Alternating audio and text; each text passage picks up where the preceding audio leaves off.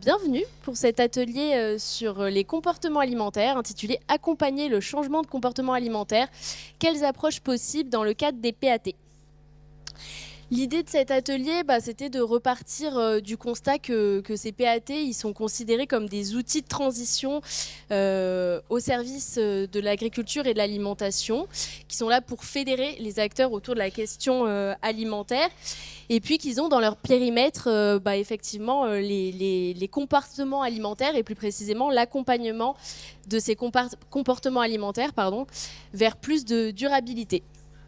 On va en discuter avec nos trois intervenantes et intervenants que je vais laisser se présenter, mais simplement un petit mot sur les objectifs de cet atelier.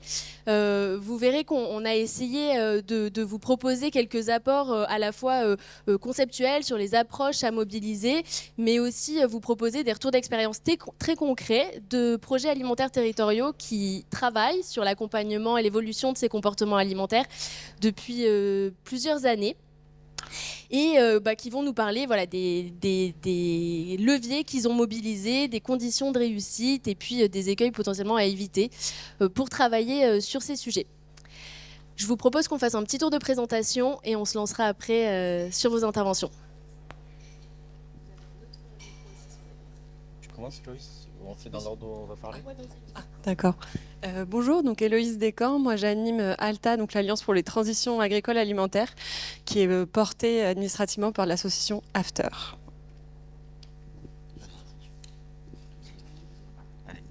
Donc Lilian Vargas, moi je suis responsable du service agriculture, forêt, biodiversité et montagne de Grenoble-Alpes Métropole, et c'est dans mon service qu'est animé le projet alimentaire interterritorial de la grande région grenobloise. C'est 9 territoires plus la chambre d'agriculture autour de Grenoble. Et Isabelle Terrasson, je travaille à la métropole de Montpellier et je coordonne la politique agroécologique et alimentaire. Et donc, je me suis présentée il y a 2 minutes, mais on vient de me dire que je ne m'étais pas présentée. Je suis Julie Cazenave et je travaille chez Solagro. On fait partie donc du consortium d'animation de France PAT depuis le début de l'année. On a parlé à plusieurs reprises depuis le début de la journée de la SNANC, qui est aussi une occasion de nous rappeler ce qu'on entendait par changement de comportement alimentaire.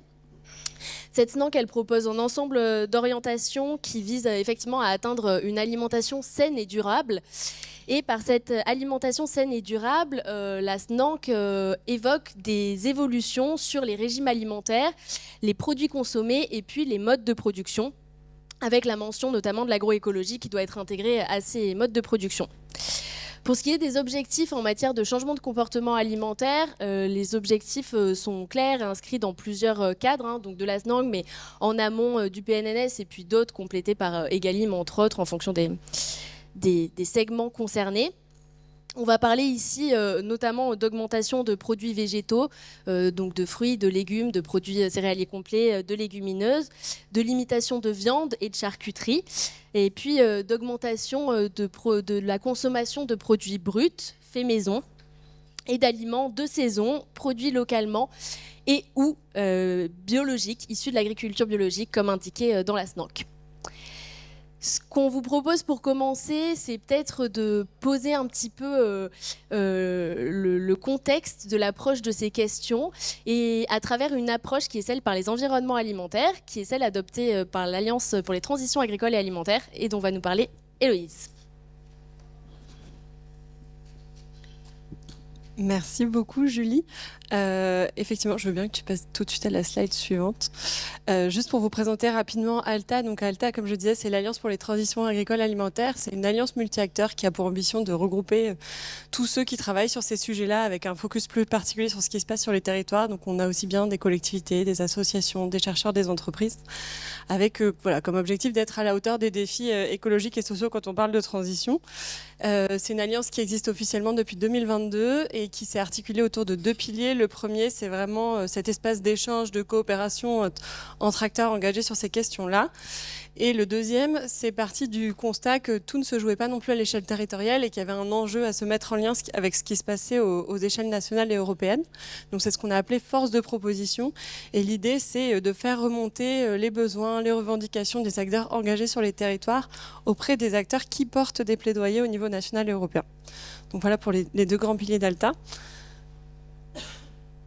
Très concrètement, qu'est-ce que ça signifie être allié d'Alta? Donc, c'est des personnes physiques ou morales qui ont signé la charte. Donc, on en a 183 aujourd'hui, donc on est assez contente. Et on a une gouvernance donc avec un comité de pilotage qui regroupe 5 structures et un comité stratégique qui recoupe 20 structures. Et comme je disais, on n'a pas d'existence juridique propre, on est porté par l'association AFTER.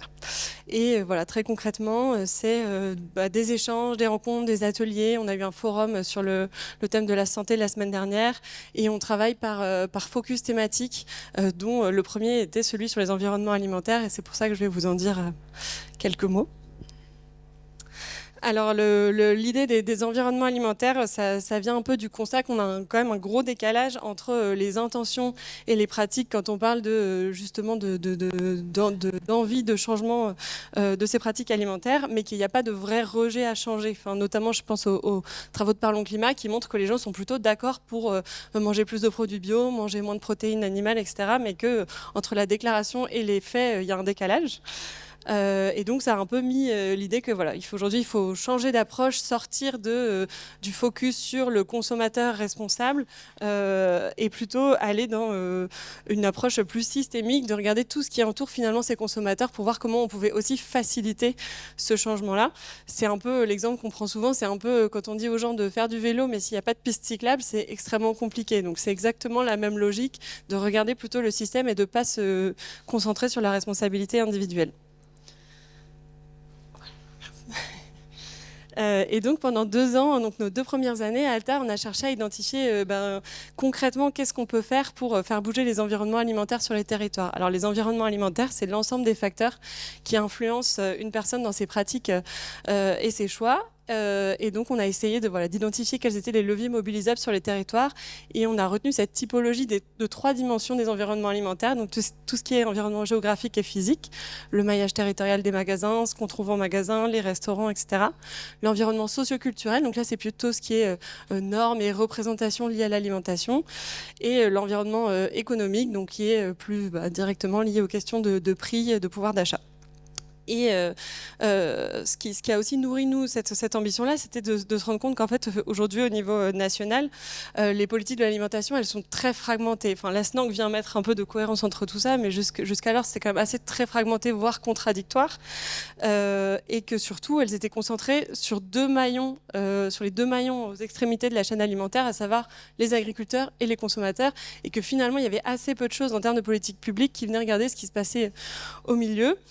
Et puis surtout que les mesures qui étaient privilégiées étaient pas du tout efficaces puisque finalement on se concentre majoritairement aujourd'hui quand on parle de politique alimentaire sur des actions plutôt d'éducation, de sensibilisation donc qui ont attrait à l'environnement socio-culturel. Mais vous l'aurez compris, comme ce que je disais avant, l'injonction individuelle ça suffit pas si on met pas en place les conditions qui peuvent faciliter le changement. Et l'intérêt donc de cette approche aussi par les environnements alimentaires, hein, vous l'aurez compris, c'est aussi donc c'est vraiment de sortir du quand on veut on peut ou quand on peut on veut. Et c'est aussi que ça permet de regarder la responsabilité de l'ensemble des acteurs qui sont dans les systèmes alimentaires sur les territoires. Donc ne pas se concentrer uniquement sur l'action des collectivités territoriales, mais bien regarder aussi quelle est la responsabilité de chacun, distributeur, restaurateur. Donc c'est vraiment aussi ça que permet cette approche-là, c'est de regarder les choses d'un point de vue systémique et avec cette notion de responsabilité partagée. Donc vous l'aurez compris, ça nous a pris du temps de construire tout ça, cette typologie, d'identifier ce qui est mobilisable aujourd'hui sur les territoires. Et donc on l'a formalisé dans ce qu'on appelait la boîte à outils, qui est en fait la section ressources du site Alta, et qui voilà, a pour but de proposer un cadre d'action pour des acteurs engagés sur un territoire qui voudraient agir là-dessus, avec des leviers, des pistes d'action illustrées par des exemples, des ressources qu'on a pu identifier qui ont été produites soit par Alta, soit par des alliés.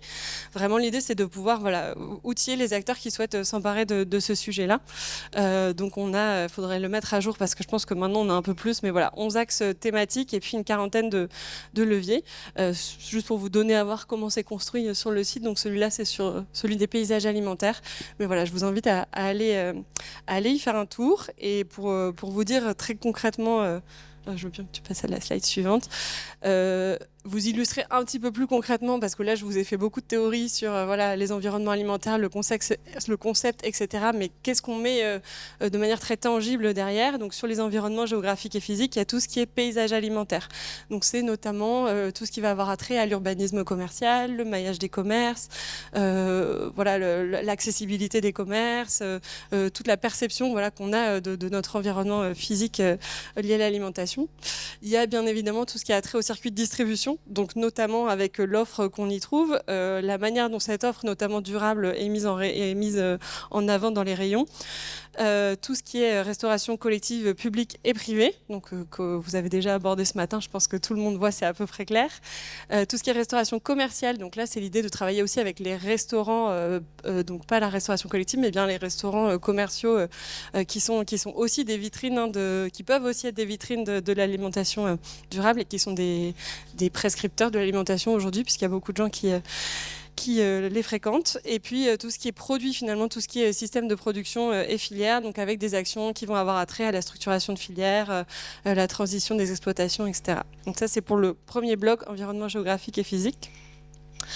Le deuxième, donc le bloc environnement socio-culturel. Donc là, on a les actions qui vont relever plutôt de l'éducation et de la sensibilisation à l'alimentation durable, donc avec des temps d'animation. Enfin, je pense que ça, dans les PAT, c'est quelque chose qui est très bien animé, hein, notamment tous ces temps de sensibilisation, d'animation auprès du grand public.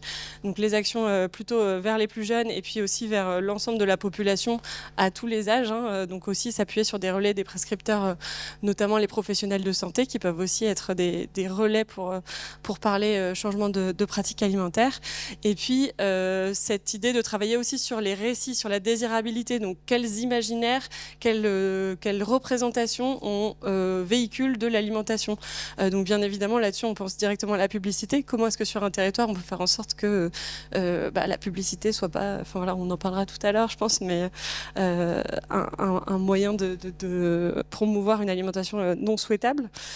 Donc pareil, comment est-ce qu'on peut changer ces imaginaires, sur qui on peut s'appuyer, comment, pareil, quels sont les bons relais, il y a certains territoires qui travaillent avec des influenceurs, enfin voilà, donc c'est toutes ces pistes d'action-là.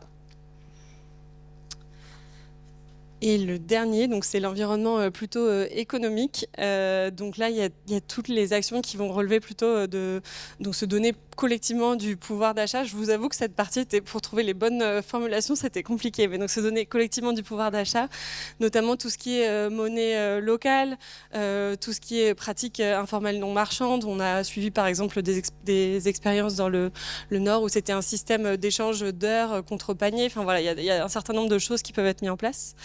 Tout ce qui est renforcer le pouvoir de choix et donc notamment avoir soit un dialogue avec les distributeurs. On a parlé de Clermont ce matin sur comment est-ce qu'on peut influencer aussi la construction de l'offre alimentaire, voire carrément développer de nouvelles organisations de l'offre, notamment tout ce qui est magasin coopératif. Et puis le dernier, donc renforcer les solidarités alimentaires. Donc là, c'est vraiment directement renforcer et soutenir la capacité d'achat. Donc par exemple avec des grilles tarifaires solidaires, on a travaillé avec Vitalim sur des dispositifs de transfert monétaire. Enfin voilà, c'est tout ce type d'actions qui permettent de faire évoluer les environnements alimentaires et d'accompagner in fine l'évolution des comportements. Ouais, merci beaucoup Héloïse. Et simplement, Héloïse, elle a laissé un peu de documentation sur ALTA, l'Alliance pour les transitions agricoles et alimentaires, qui du coup est ce réseau multi-acteurs autour de ces démarches à côté des chocolatines. Donc n'hésitez pas. Et cette boîte à outils ALTA, vous la retrouvez justement dans la boîte à outils France Pat, au cas où vous perdriez sa trace. Elle est référencée. En tout cas, une fois qu'on a en tête voilà, tout cet ensemble de facteurs qui influencent nos pratiques alimentaires et du coup, tous les points, tous les éléments et tous les acteurs avec lesquels on va pouvoir travailler le changement de comportement alimentaire, on est prêt à se lancer. Et c'est justement ce qu'on fait, ce que viennent nous partager Lilian Vargas de Grenoble-Alpes Métropole dans un premier temps. Donc, Lilian, je te laisse la main. Je te prête même le micro si tu veux. Non ? Ok. Et soit je passe tes slides. Vas-y, soit... Ok. ça me va. Vas-y. Donc, comme je le vous disais, tu peux y aller. Le projet alimentaire de la grande région grenobloise, je vous présenterai la carte après, mais c'est un très très rapide historique en fait pour dire que on est aussi des héritiers en réalité d'un travail qui a été commencé bien avant que moi-même je sois sur le territoire, avec au départ des stratégies qui étaient plutôt des stratégies agricoles en fait.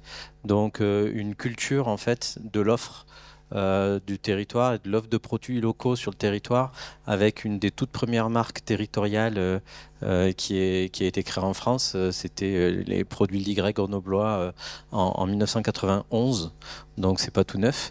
Et déjà les débuts en fait d'une logique de territorialisation de l'agriculture et derrière de l'alimentation, avec déjà aussi un travail sur les relations entre agriculteurs et citadins, partant du postulat que en milieu urbain et périurbain, les habitants étaient deuxième, troisième génération après l'époque où tout le monde avait un papa, un papy agriculteur. Et là, on était dans des populations qui étaient décorrélées en fait de ces cultures de production. Donc il y avait tout cet état d'esprit de construction. Et donc à la suite de ces politiques agricoles, en 2015, on a commencé à travailler aussi sur des logiques au départ pour le développement des circuits courts, sur le fait aussi d'aller de plus en plus vers l'alimentation et de se poser aussi des questions qui nous a amené après à des démarches plus systémiques. Et donc en 2015, avec Solagro, on a fait une stratégie agricole alimentaire qui avait deux piliers à l'époque, qui était le premier, protéger les espaces, renouveler les exploitations, et le deuxième qui était de construire des filières territoriales. On arrive là-dessus en 2018. On avait un comité de pilotage de cette stratégie qui marchait très bien. Et puis les élections de 2020 se profilaient. Et question bête au comité de pilotage, quels sont les élus qui vont se représenter ? Pouf, il n'y en avait qu'une qui a levé la main sur la vingtaine d'élus qui étaient dans le comité de pilotage. Et là, on s'est dit... comment on va cranter, quoi ? Comment tout ce qu'on a fait jusqu'ici, on va passer la vague de la respiration démocratique. Et du coup, on s'est dit, il y a les PAT qui existent. Nous, on n'avait pas ressenti vraiment le besoin de la labellisation PAT, parce qu'on n'avait pas besoin de reconnaissance, parce que notre système fonctionnait bien. Mais par contre, on a utilisé la première génération de PAT pour cranter ça.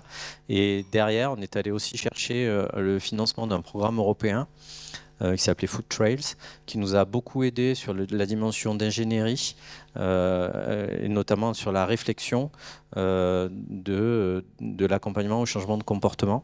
Donc c'est dans ce cadre-là qu'on a commencé à travailler avec d'autres projets européens, et notamment des projets d'Europe du Nord, qui, sur la question du changement de comportement, sur la question du partage des enjeux au niveau citoyen, etc., avaient des façons de faire qui étaient extrêmement intéressantes et dont on s'est directement inspiré. Et puis en 2020, après un premier programme d'action de PAT sur 5 ans, on a redéposé un deuxième volet de PAT où à la fois la demande de l'État et puis notre propre évolution nous amenait vraiment beaucoup plus à aller vers une dimension systémique tu peux changer ? Une dimension, vas-y passe, c'est ce que je viens de dire, une dimension systémique qui allait de la protection du foncier, le renouvellement c'est pas grave, c'est bon.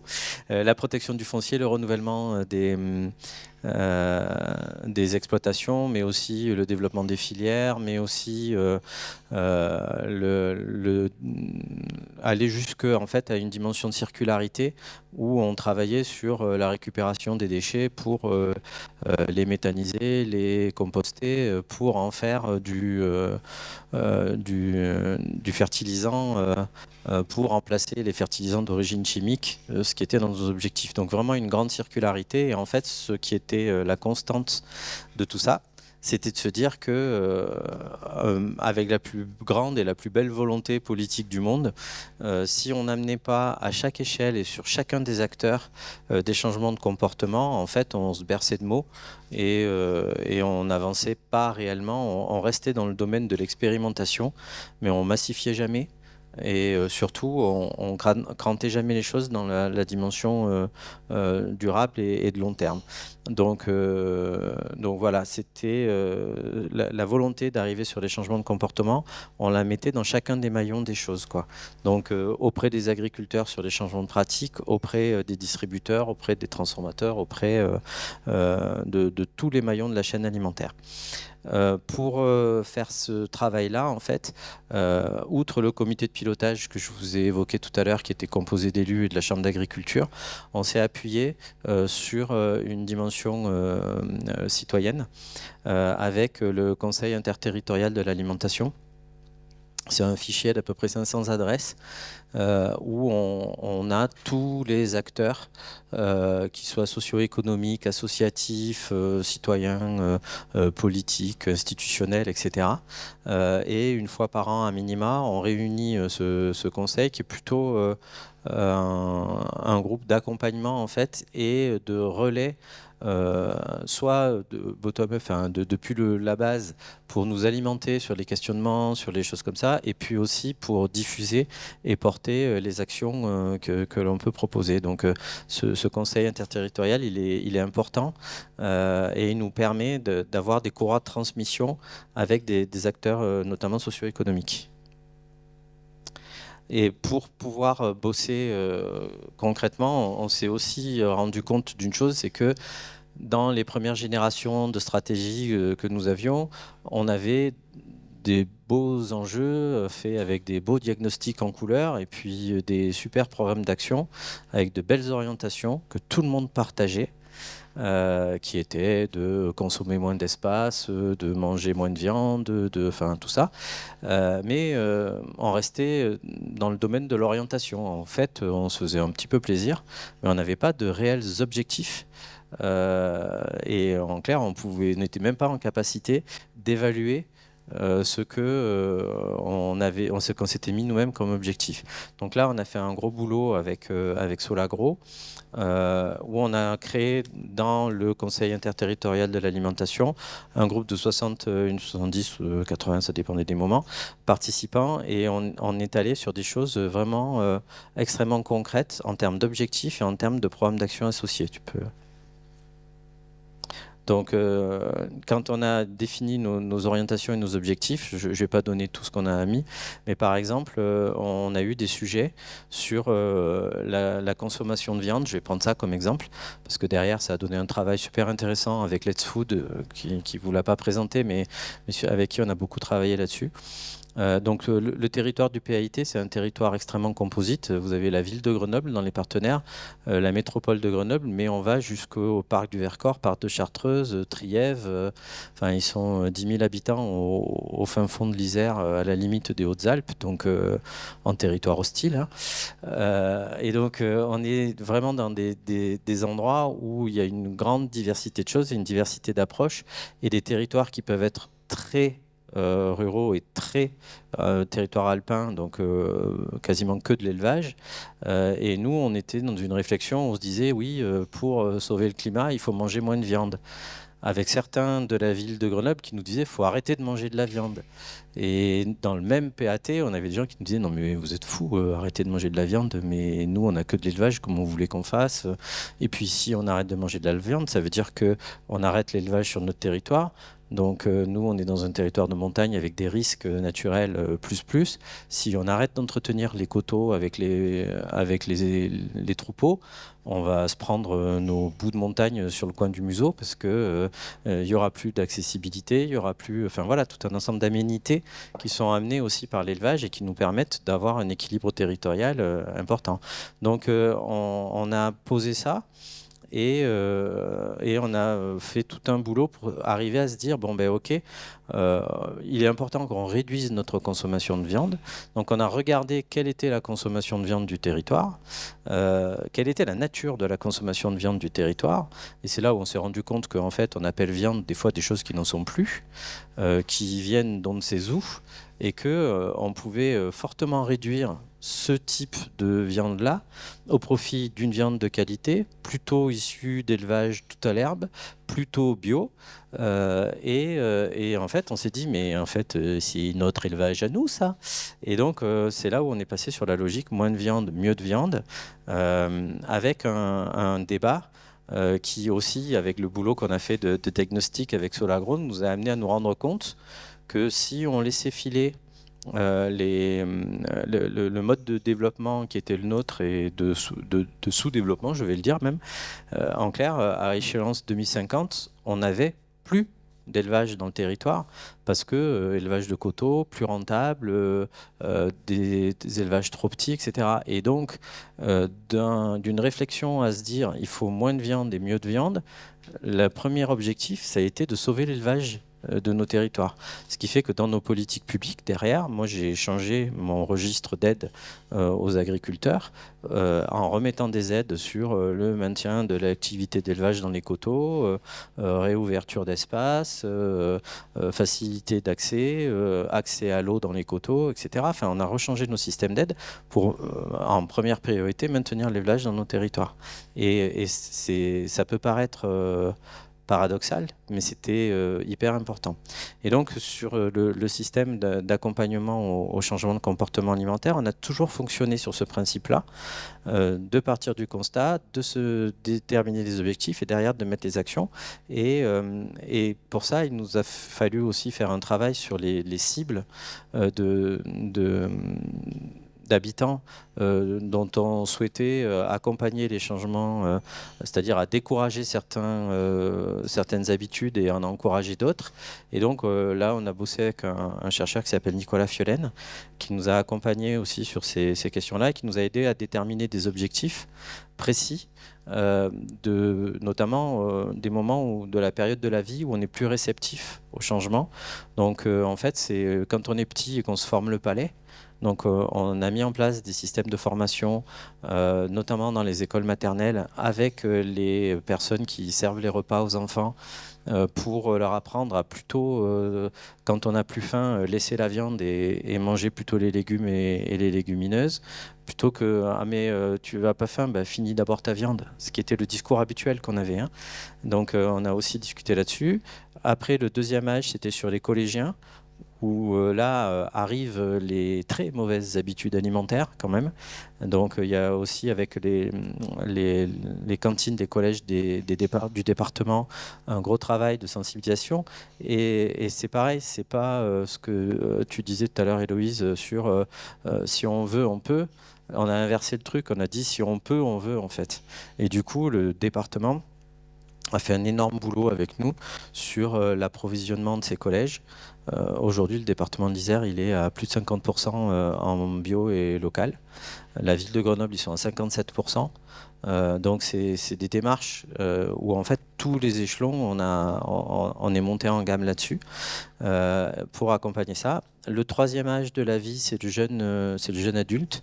Quand on prend son autonomie et qu'on se fait soi-même à manger, ben, c'est pas facile d'apprendre à cuisiner et de pas prendre que des plats tout transformés, c'est-à-dire comme fait maman, mais d'apprendre à se les transformer soi-même. Donc là, on a fait un travail avec le Crous, qui nous a beaucoup aidé là-dessus, qu'on continue, et voilà. Et puis après, le quatrième âge qui est important, c'est celui où les enfants arrivent, donc les jeunes couples avec enfants, enfin les jeunes familles avec enfants. Où là aussi, le fait d'arriver des gamins fait qu'on se pose des questions sur comment on va les faire manger et comment on mange nous-mêmes. Et après, on saute un grand pas, et c'est quand on récupère du temps et qu'on arrive à la retraite et qu'on peut retrouver du temps pour cuisiner.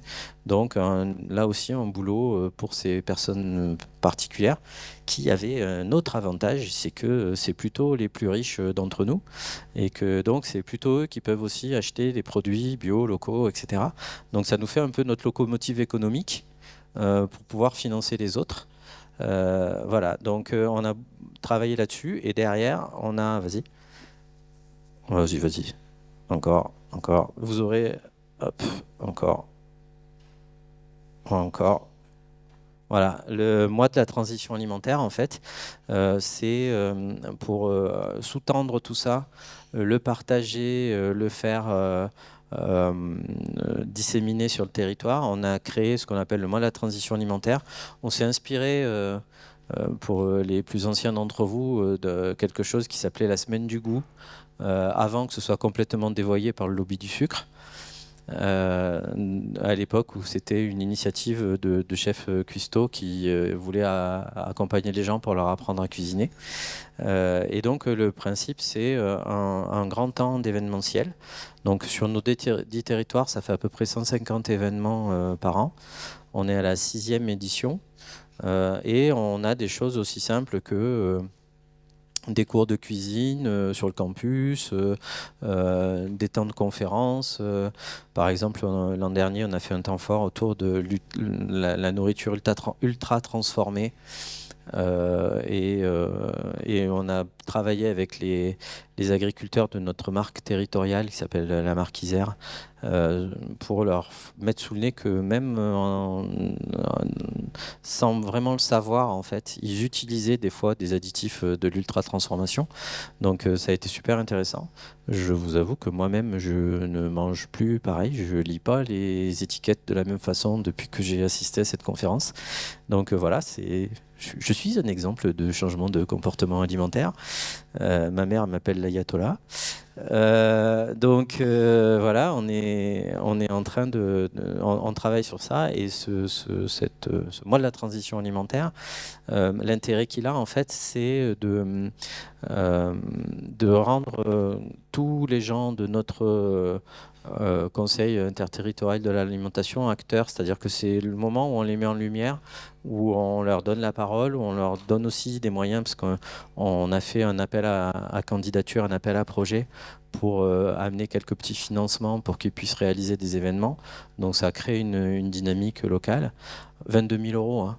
C'est pas sur 330 communes de fonds, mais c'est un booster, quoi. Donc c'est pas quelque chose qui nous coûte cher en fait. On y passe du temps de technicien et je reviens sur tout ce que disait toute la matinée sur l'importance de l'animation des PAT. Enfin, elle est là, quoi, hein. C'est du temps de gens qui sont convaincus, qui arrivent à convaincre, qui partagent des convictions, etc. Mais en réalité, ça ne coûte vraiment pas très cher, quoi. Et ça a une efficacité qui est intéressante. Et on travaille en ce moment sur l'évaluation justement du mois de la transition alimentaire. Enfin, 22 000 participants en 2025, mais c'est pas des participants passifs, quoi. C'est des gens qui ont été acteurs en fait d'événements. Par exemple, moi j'y étais parce que j'ai fait partie des gens qui animaient cette journée-là. On est allé faire un barbecue bas carbone dans les parcs de l'île d'Amour qui est au bord de l'Isère. Et où les gens viennent les week-ends faire des méga barbecues en cassant les branches pour récupérer du bois dans les arbres autour. Voilà. Et en fait, là, on est arrivé avec des restaurateurs où on a travaillé sur des recettes de barbecue végé, sur des recettes aussi de barbecue moins carné, parce que dans notre objectif, c'est d'amener à 2050 30% de végétariens, 60% de flexitariens et 10% d'irréductibles gaulois mangeurs de viande à outrance. Enfin, très au-delà des normes de l'OMS. Mais flexitarien, ça veut dire quoi? Flexitarien, ça veut dire qu'au lieu de faire une brochette avec que du bœuf dessus, on peut faire une brochette avec un bout de poulet, un bout de courgette, un bout et qu'on fait la marinade qui va bien pour pas se casser la nénette à y passer 3 jours. Et voilà quoi. Et donc c'est d'apprendre des choses comme ça. Et ça marche super bien. Et là où c'était intéressant, c'est que pour le barbecue végétarien, on avait une petite asso qui s'appelle Footprint, qui aide les gens à calculer leur empreinte carbone de leur alimentation. Et donc les gens avaient à disposition plein d'ingrédients et ils faisaient leurs brochettes et ils allaient poser, avec Footprint, faire l'évaluation de l'empreinte de leurs brochettes, et c'était très rigolo parce que on avait des choses des fois très contre-intuitives qui les amenaient à prendre conscience des choses. Et juste pour terminer, ce barbecue, on l'a pas fait dans un entre-soi où c'était sur invitation, c'était sur machin, etc. Non, on est allé sans prévoir. De toute façon, c'est un endroit où il y a tout le temps du monde et tout le temps des familles, et c'est très populaire et il y a plein de monde. On s'est posé au milieu avec nos grands bacs d'ingrédients et on proposait aux gens de faire. Et on avait un peu tresté les barbecues, donc ils arrivaient pour faire leur truc en disant mais c'est qui ces huluberlus qui prennent la place au barbecue, et on leur proposait de faire à côté des leurs et puis de faire analyser leurs propres brochettes empreinte carbone, et c'était très rigolo. Et en fait ils trouvaient qu'en plus nos brochettes elles étaient meilleures, donc c'était top. Voilà. Merci beaucoup Lilian. Ça nous montre bien comment on passe du constat à la définition d'objectifs clairs, chiffrés, la précision des cibles et les actions concrètes. Et merci pour les tips brochettes bas carbone, c'est chouette. On prend un autre retour d'expérience, on prendra un temps pour échanger si vous avez des questions ou des réactions juste après, mais je vais laisser la parole directement à Isabelle Terrasson de Montpellier Métropole. Allez, je me mets un petit chrono. N'hésitez pas à me lancer des paires de chaussettes si ça dure trop longtemps. Je sais pas.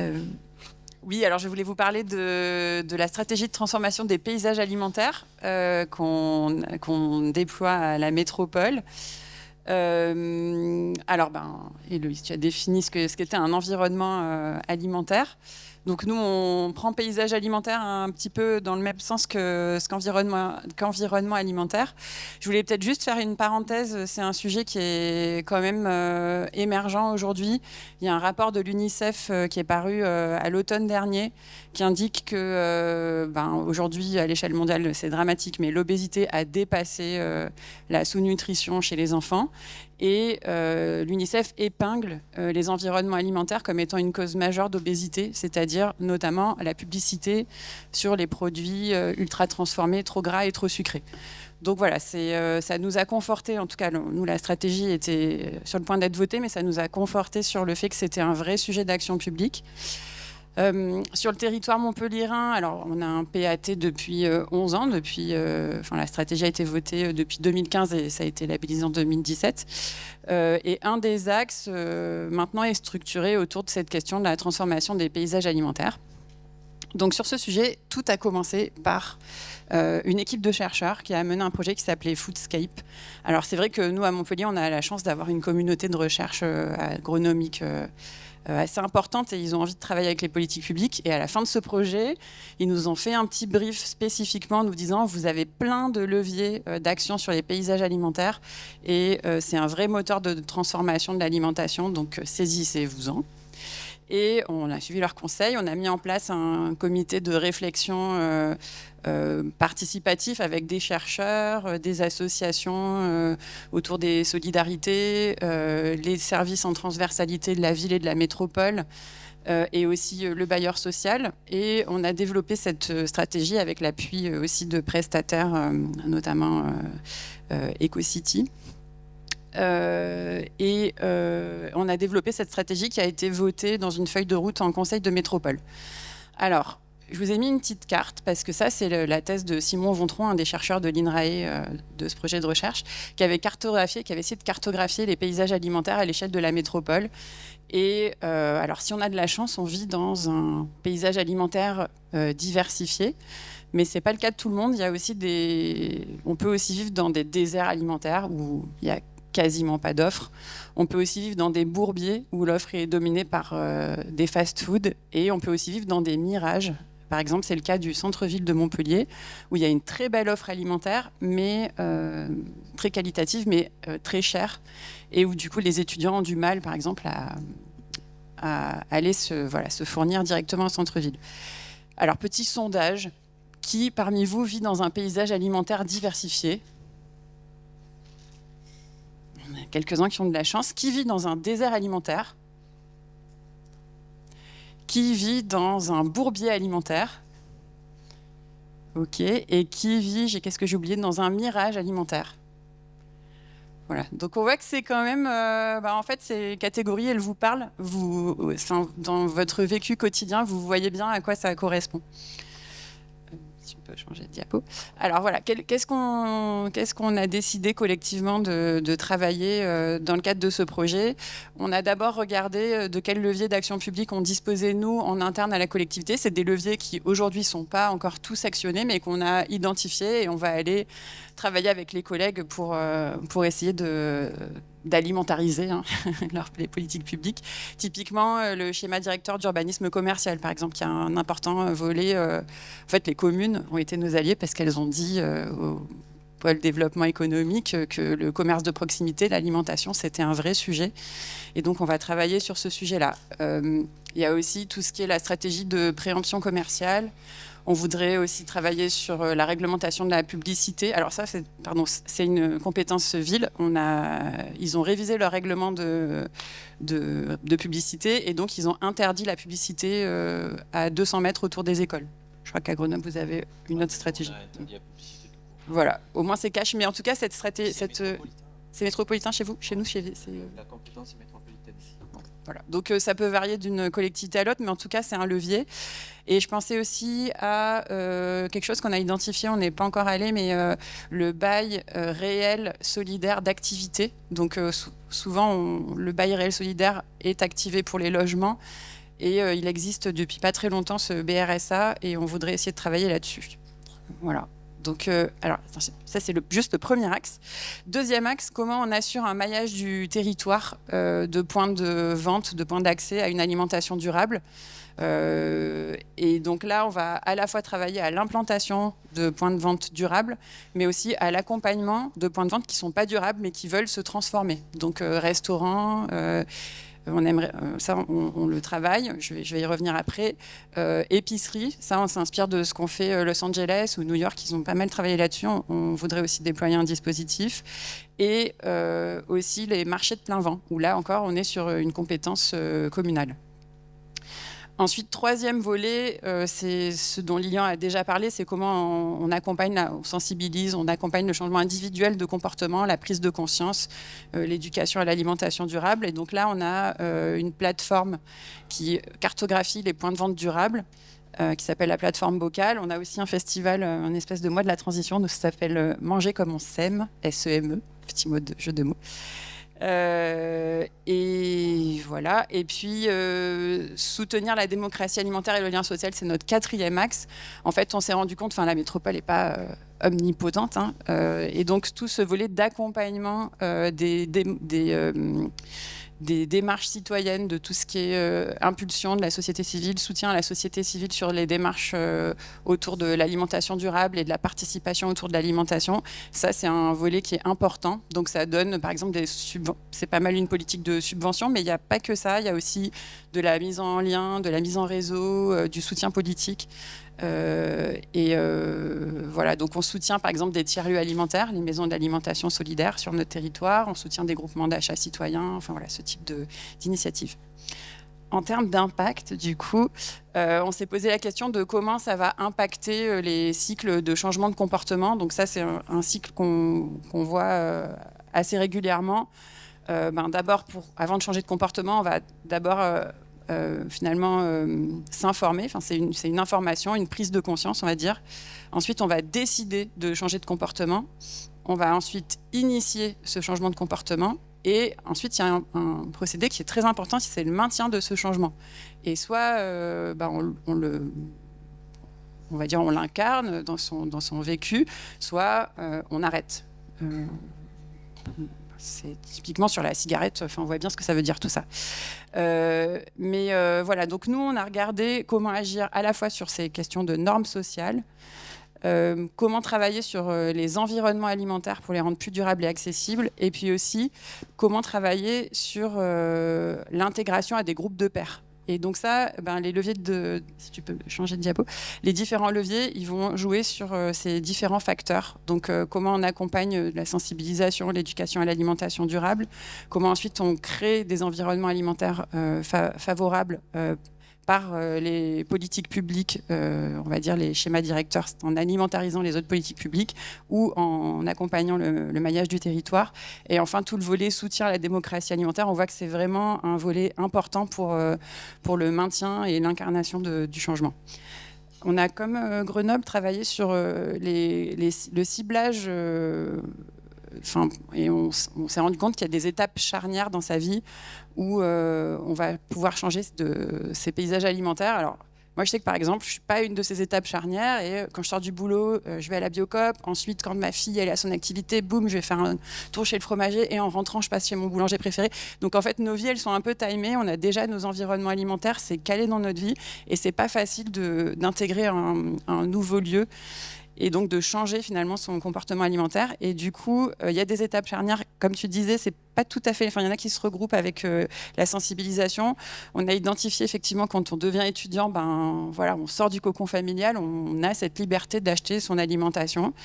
Tacos, exactement, mais pas que. Il y a le premier salaire où là, on a à la fois la liberté et peut-être un peu plus de moyens de choix. On a le déménagement. Quand on arrive dans une nouvelle ville, un nouveau quartier, là aussi on va devoir se recomposer son environnement alimentaire. Il y a la parentalité, bien sûr, qui crée aussi un nouveau regard sur l'alimentation. Les graves maladies aussi, et ça on voudrait travailler avec les instituts du cancer de Montpellier pour créer des communications spécifiques, et puis comme tu disais, la retraite. Voilà. Mais le déménagement, par exemple, souvent dans les communes, il y a les kits nouveaux arrivants, par exemple. Ça, on aimerait bien, ça c'est un des projets de travailler là-dessus.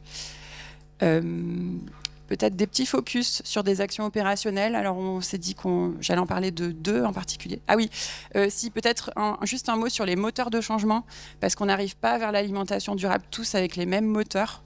Donc, sur la plateforme Bocal, par exemple, qui recense les points de vente durables, on a une définition assez large de la durabilité, qui est des points de vente qui proposent de l'alimentation à 80%, mais à 50% du durable, c'est-à-dire, ce qu'on a mis dedans, c'est du bio, du local ou du vrac, parce qu'on voit que voilà, ça permet quand même de recouper un certain nombre de moteurs et puis ensuite d'engager les gens dans une démarche d'amélioration continue.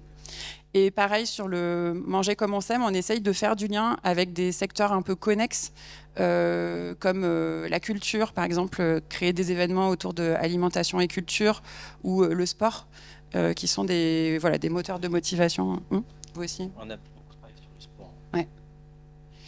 Donc, on démarre là-dessus, il faudra qu'on se rencarde.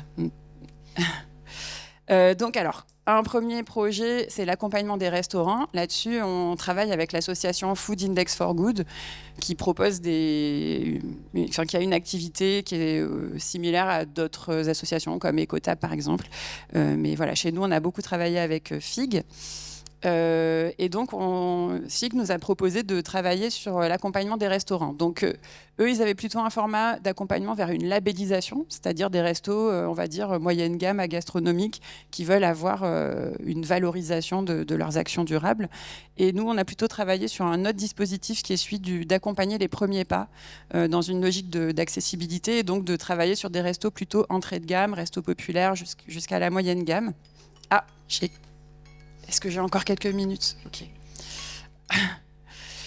Et donc, ce que nous a dit FIG, c'est que la restauration privée, c'est un secteur économiquement très difficile.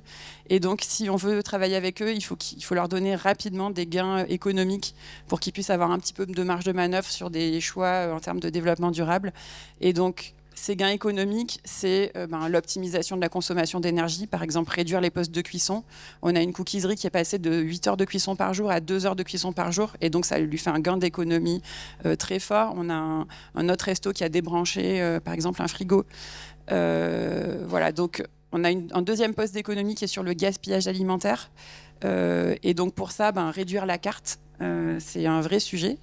Mais il y a tout un autre travail sur la carte autour de la végétalisation des menus, sur les portions, la saisonnalité.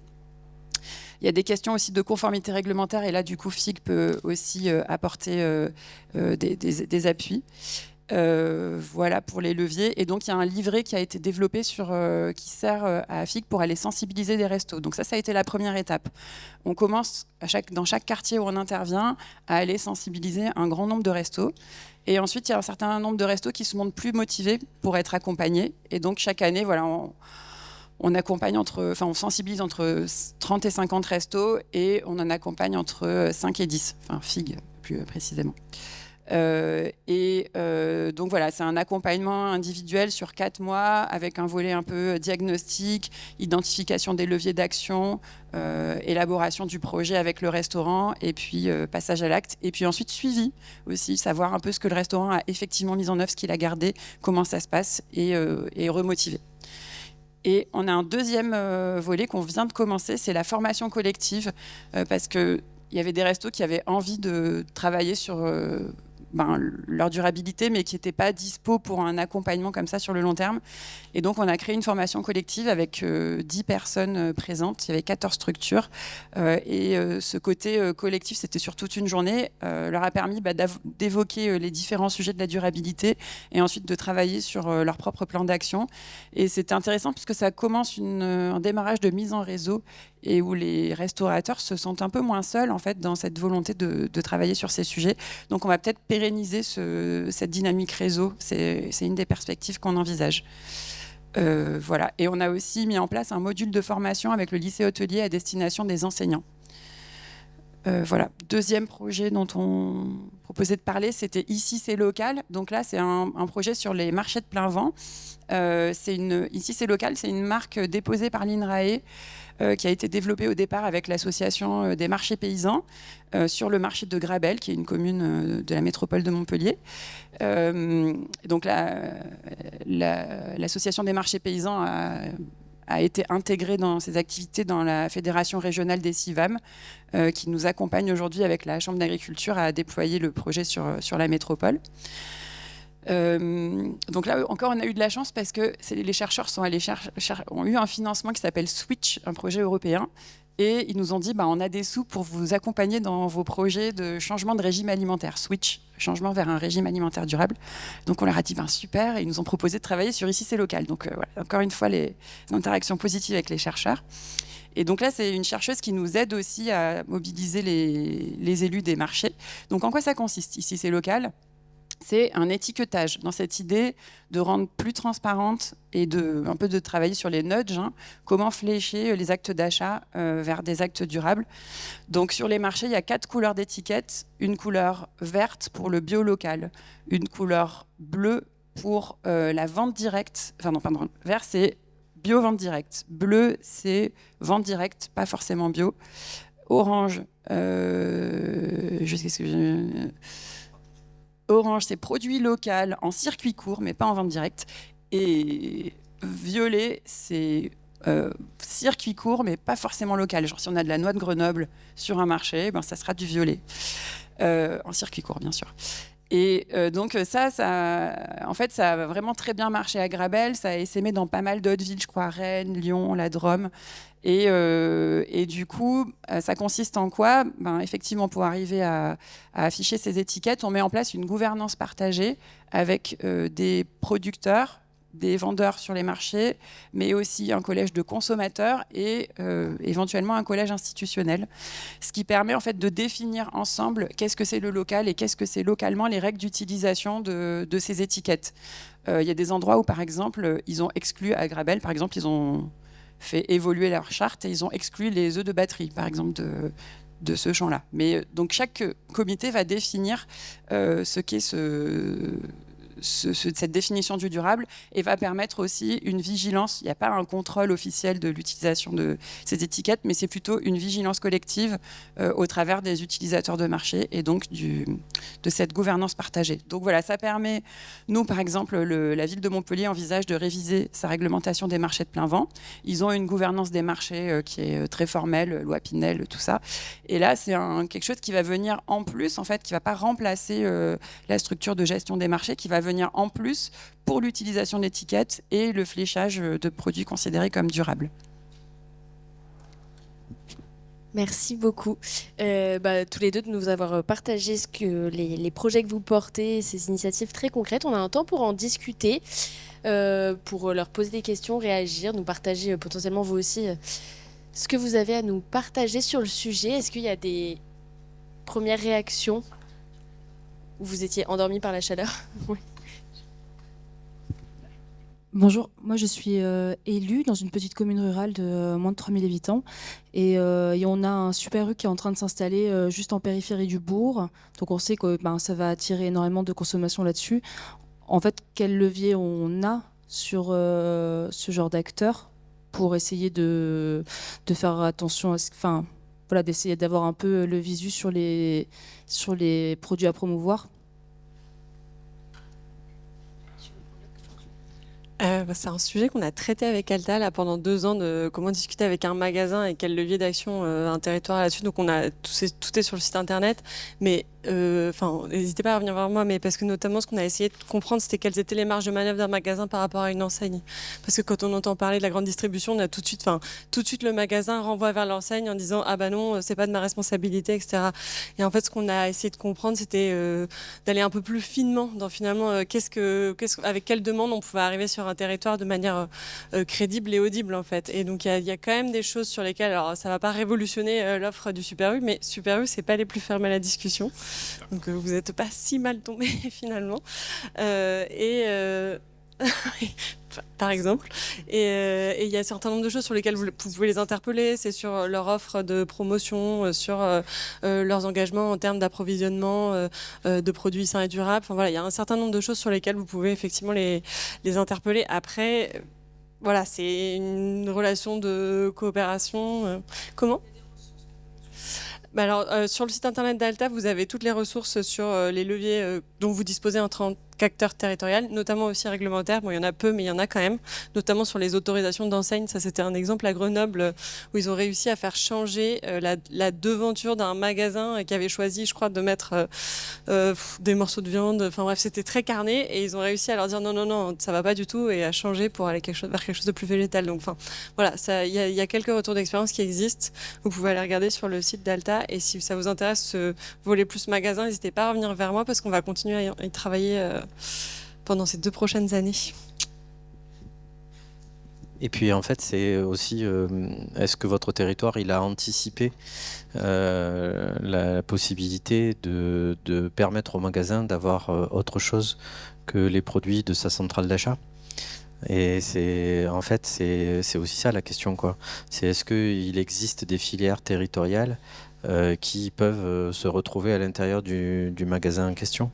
Nous, on a un pôle agroalimentaire qui est avec les socioprofessionnels de l'alimentation plus les collectivités, où on a mis en place des filières territoriales avec une plateforme de dégroupage de produits, avec des commerciaux qui vont dans les magasins de la grande distribution et qui vendent les produits de la marque Isère. Donc quand il y a un nouveau magasin, c'est très bien parce qu'on peut aller tout de suite proposer ces produits-là. Mais après, effectivement, moi je suis d'accord avec ce que tu disais. Il faut aussi anticiper les répercussions que ça va avoir sur le commerce traditionnel, quoi. En clair, votre boulangerie a des inquiétudes à se faire. Si vous aviez une charcuterie ou quelque chose comme ça, ils sont morts. Mais c'est un choix politique aussi d'avoir laissé le magasin s'implanter à cet endroit-là. Donc c'est... Voilà. Non, mais en fait, voilà, c'est un choix politique aussi. Et après, il faut peut-être aussi voir... nous, par exemple, ma vice-présidente, elle est dans un autre atelier, mais sur sa commune.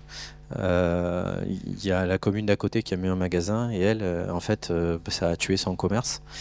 Et du coup, elle a racheté et on a un fonds à la métropole, une foncière commerciale, où on rachète le fonds et on le met à disposition d'un commerçant avec des loyers plus que modiques qui leur permettent de se maintenir. Donc voilà. Mais il faut penser à ce que vont devenir les commerces de centre-ville quand on installe une grande surface en périphérie. On leur met le pistolet sur la tempe. Juste pour réagir là-dessus, il y a aussi des outils qui permettent d'agir sur la prévention. Typiquement, dans le schéma directeur d'urbanisme commercial, ce que me disait ma collègue, c'est qu'on peut interdire les implantations commerciales de plus de X mètres carrés. Alors, je ne sais pas ce que vous dire encore, ce que c'est 2000 mètres carrés. Mais voilà, mais nous, c'est sur les commerces de rond-point, par exemple, ça fleurit. Et donc, on peut interdire ces surfaces commerciales en dehors des centralités commerciales définies dans le SDUC et qui, du coup, ensuite sont intégrées dans le PLUI. Voilà. Donc voilà, là c'est trop tard, mais je veux dire, en tout cas, pour des réflexions futures, il y a ça aussi. Et pareil, je rebondis sur nous, en tout cas, Système U, c'est alors on travaille peu avec eux, mais c'est pour l'instant les seuls avec qui on arrive à travailler. Il faut savoir que c'est quand même une coopérative, donc chaque gérant de magasin a la main sur sa politique commerciale. Et donc nous, voilà, on travaille avec Système U parce qu'il y a tout un travail avec l'Institut Agro sur un incubateur de projets agroalimentaires. Et donc Système U leur propose en fait d'avoir un dialogue avec des gérants de magasins qui leur permet de voir si leur produit peut être ensuite mis en rayon ou pas, et d'avoir ce dialogue et éventuellement de redéfinir leur proposition commerciale. Donc voilà, ils sont plutôt impliqués pour une GMS traditionnelle dans l'alimentation durable. Et ce que j'avais en tête comme chiffre, c'est que leurs magasins sont autour de 6-8% de produits locaux, et celui qui en a le plus, c'est 24%. C'est leur magasin de, je crois, Romans-sur-Isère, je ne vais pas dire de bêtises, mais donc voilà, nous ça reste en dessous des critères qu'on a définis dans Bocal, mais c'est quand même relativement engagé pour une grande surface. Pacom Port, chargé de mission pour le projet alimentaire territorial du pôle métropolitain Caen Normandie Métropole. Je viens compléter tout ça parce que notre PAT est porté à l'échelle d'un pôle métropolitain, donc équivalent PETR pour faire très gros. Et il se trouve que c'est nous qui avons la compétence SCOT. Voilà, toute la gestion d'urbanisme à une échelle très stratégique. Et je vous engage, si vous voulez faire de la prévention, à regarder un petit document, un petit texte du SCOT qui s'appelle le DACL, le document d'aménagement artisanal, commercial et logistique, qui permet justement d'essayer de trouver des leviers pour venir juguler notamment la taille des commerces qui peuvent s'implanter sur certaines zones. Voilà, c'est un peu dans ce petit texte-là qui fait partie du SCOT que vous allez pouvoir inscrire des leviers pour venir travailler sur ces sujets-là. Bon courage, par contre, c'est vraiment très difficile à lire et j'aurais aimé que mon directeur urbaniste soit là pour expliquer plus, mais voilà, si ça peut déjà vous donner quelques billes, c'est toujours ça de prix. Et je voulais revenir, Madame Terrasson, sur la restauration commerciale, puisqu'effectivement c'est un gros sujet et on essaye de mettre la main là-dedans sans trop réussir pour l'instant à avoir des effets très concrets. Voilà, comment réagissent à plusieurs mois, années, les restaurants après les accompagnements FIC? Est-ce que déjà à quel point vous arrivez à continuer à les maintenir là-dedans? Alors, ça fait que 3 ans qu'on accompagne. Il y a déjà, je sais que sur la première vague, il y a déjà 2 enseignes qui ont fermé sur les 5 accompagnés. Donc en fait, on voit que c'est aussi, il y a beaucoup de turnover quand même sur les structures de restauration, et en particulier sur les structures de restauration, on va dire entrée de gamme, quoi. Moi, ce que je trouve intéressant, c'est que, en tout cas dans le champ des restos qu'on a eu, il y en avait qui étaient un peu plutôt déjà engagés, qui avaient une carte, on va dire cuisine du marché. Il y en a d'autres qui sont des restos assez populaires, un resto tunisien par exemple, ou un resto vietnamien. Et où là, en fait, on va s'inscrire plutôt sur... bon, alors le resto tunisien, j'ai pas fait de bilan, mais je sais que le resto vietnamien, lui, il s'inscrit dans le cadre d'une transmission entre ses parents et le jeune restaurateur, où les parents sont encore là, mais lui, il a aussi envie d'apporter des choses nouvelles au restaurant, notamment... Il y a un no-go de ses parents sur la végétalisation, mais lui, il a envie d'y aller. Donc voilà, ça inscrit, ça met des graines dans des possibilités d'évolution. Et le programme Switch, justement, le programme de recherche, nous accompagne pas mal sur le suivi-évaluation. Donc je pense qu'on va leur demander de nous aider un peu sur voilà, quel suivi à terme. Et je sais que Food Index for Good a aussi fait une campagne de rappel des restaurants, mais je n'ai pas encore les résultats. Donc peut-être aux assises à Dijon, on pourra peut-être présenter ces éléments. Bonjour, Alexandre Mario, je suis le coordinateur du PAT porté par le PNR, le Parc naturel régional de la Brenne, dans l'Indre. Donc un territoire assez différent des vôtres parce que du coup plutôt éloigné des métropoles, très rural, très peu peuplé, etc. etc. Moi, je voulais avoir un peu votre retour d'expérience ou au niveau sociologique sur le changement des comportements. Est-ce qu'il est plus efficace d'avoir des actions peu impactantes auprès d'un large public, on a là l'exemple des étiquettes sur des marchés, ou plutôt sur des temps un peu plus impactants avec plus de rencontres, mais du coup avec moins de personnes, un petit groupe qu'on suit de mois en mois. Est-ce que voilà, vous avez un retour là-dessus, si on doit malheureusement prioriser en termes de moyens, est-ce que vous avez un retour là-dessus? Merci. C'est le travail qu'on est en train de conduire sur l'évaluation en fait. Et en fait c'est sur l'évaluation à moyen long terme sur l'évolution des pratiques avec le schéma que Isabelle a présenté sur la rechute. Enfin on commence, voilà.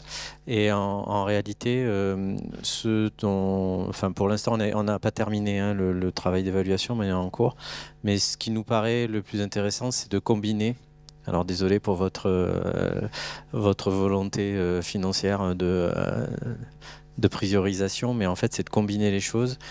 Et si vraiment vous n'avez pas le choix, il vaut mieux privilégier les actions sur un petit comité sur un plus long terme. Et je prends l'exemple par exemple du travail qu'on a fait sur les collèges, où on voit que les collégiens qui pendant 4 ans ont eu la récurrence des informations, des formations et du choix alimentaire. Quand ils arrivent dans des lycées, parce que malheureusement la région Auvergne-Rhône-Alpes n'a pas le même niveau de stratégie que le département de l'Isère, ils râlent. Parce qu'ils ne trouvent pas la même chose. Et donc, ça montre que, en fait, ce qui est important par rapport au comportement individuel, c'est la dimension de l'habitude. Donc, si vous arrivez à installer une habitude alimentaire, c'est là où vous avez le plus d'efficience. Je peux rebondir aussi. Je suis assez d'accord. Il y a un schéma dans la thèse de Clara Santini sur la gouvernance des PAT que j'ai trouvé assez inspirant, qui présente, alors je ne sais plus comment ça s'appelle, je crois, la perspective de changement multiniveau, un truc comme ça, où on montre comment en fait, on peut accompagner la transition d'un changement d'un système conventionnel vers un système durable, et où il y a à la fois un travail sur l'émergence de pionniers qui ouvrent des nouvelles voies. Et nous, en tant que PAT, ce qu'on va faire, c'est repérer ces pionniers et les accompagner pour faire grossir les systèmes alternatifs. Mais on a aussi un rôle en tant que collectivité et acteur territorial d'intermédiation entre ces pionniers et puis des acteurs plus conventionnels. Parce que c'est vrai que si on met en contact direct certains acteurs très engagés dans l'agriculture, voilà, vous voyez le type d'acteurs que je veux dire, directement avec des chambres d'agriculture positionnées sur un plan très conventionnel, il y en a aussi, ça ne matche pas, quoi. Et donc nous, en tant que collectivité, on a ce rôle d'intermédiation, de trouver des opportunités de travail en commun, de trouver des projets où les hybridations sont possibles. Et donc voilà, du coup, on essaye quand on peut d'agir sur les deux, mais c'est vrai que sans les pionniers, il n'y a pas cette locomotive territoriale. Il y a une autre chose que j'ai oublié de dire qui est hyper importante en fait, c'est que faire changer les habitudes de comportement alimentaire aux gens, c'est hyper difficile. Donc en fait, ce dont on s'est rendu compte, c'est qu'il valait mieux les encourager à garder leurs bonnes habitudes et partir de l'analyse des bonnes habitudes et travailler sur le fait qu'ils puissent conserver leurs bonnes habitudes et mieux les amplifier, etc., plutôt que de les amener un pas plus loin, voire un pas trop loin. Donc, et là-dessus, il y a un boulot qui a été fait sur le quartier de la Villeneuve par les maisons de quartier. Et en fait, dans la diète méditerranéenne traditionnelle des habitants de ce quartier-là, on est super bon. À la fois sur le volet nutritif et sur aussi la relation locale. Et on peut facilement trouver localement les produits qui rentrent parce qu'on a la capacité de production sur ces produits-là. Donc il vaut mieux encourager ça plutôt que d'aller réinventer des recettes que les gens ne connaissent pas, que voilà. Le dal et le couscous, c'est fabuleux, quoi. Je voulais juste ajouter, en plus de cette idée des pionniers, peut-être d'identifier des pionniers qui peuvent ensuite être des émetteurs, c'est-à-dire je sais pas, des animateurs dans des clubs de sport, des professionnels de santé. Enfin voilà, si déjà ceux-là sont convaincus, on peut faire l'hypothèse qu'après ils vont avoir un pouvoir de diffusion auprès d'un public plus large. Donc voilà, de bien penser aussi à la diversité des émetteurs possibles. Et encore une fois, je vous renvoie vers les travaux de Parlons Climat qui ont beaucoup travaillé cette question-là, de diversifier justement les gens qui pouvaient aussi faire changer les comportements alimentaires à différentes étapes de la vie, quoi. Laura Boudier du PAT de Bordeaux Métropole. Je m'interroge sur la marque Ici c'est local, donc pour une petite question pour Isabelle. Je voulais savoir qui portait les coûts d'impression des différentes étiquettes et comment elles étaient diffusées, qu'il y avait un animateur dédié pour représenter la marque et les diffuser dans les différentes communes. Voilà. Alors, le détenteur de la marque, c'est l'INRAE, mais c'est une marque collective et gratuite. Donc, en fait, à partir du moment où on s'engage à respecter la charte, on a le droit d'utiliser cette marque sur son territoire. Et cette charte, elle impose notamment la mise en place de ce comité de gouvernance partagée. Donc, voilà, si vous voulez en savoir plus, vous pouvez contacter Yuna Chifolo à l'INRAE, qui est la chercheuse qui a beaucoup travaillé sur cette marque-là. Et après, sur l'émission des étiquettes, alors nous, dans un premier temps, on a fait le choix de porter le coup à la métropole de l'impression de la première vague d'étiquettes. Et ensuite, on verra comment... on le teste sur 3 marchés pour l'instant. Un marché touristique très emblématique de Montpellier, le marché des Arceaux, où il y a déjà pas mal d'offres en circuit court et de producteurs, mais plutôt prix élevé. Un autre marché assez populaire où il y a assez peu de producteurs dans l'idée de pouvoir essayer de voir si ça peut tirer un peu et motiver d'autres consommateurs. Et puis un marché dans une commune, un assez grand marché où il y a aussi une fréquentation touristique et où il y a il y a commerçants et producteurs un peu plus conventionnels. Donc on va tester commune, ville-centre, quartier central, quartier périphérique, voir aussi dans différentes configurations comment ça évolue pour tester. Donc cette première étape, pour l'instant, c'est la métropole qui prend en charge, mais c'est pas hyper cher sur l'impression des étiquettes. Je crois qu'on a budgété peut-être 2500 €.